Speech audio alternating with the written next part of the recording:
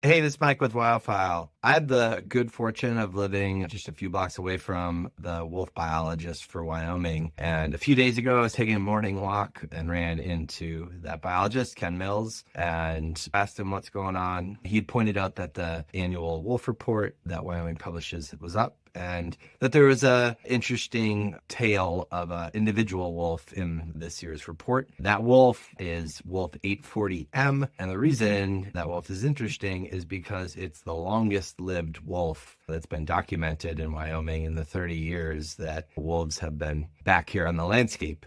And so Ken keeps remarkably close track of all the wolves in the northwest corner of Wyoming and had the life history of this wolf. I later went and interviewed him, and that's pretty remarkable. The wolf grew up west of Cody, up the South Fork, but then dispersed like young wolves do and went over to the west slope of the Tetons. That was my neighbor. I lived in Jackson Hole for a long time. I no longer do. It lived there for close to a dozen years and lived to be over 13 years old. There was a period where they had no idea that it was still alive. It got a collar when it was in the Cody area, and then that went dead in 2017. And then in 2022, they got video of this wolf on a game camera. And then the next winter, got a collar on it.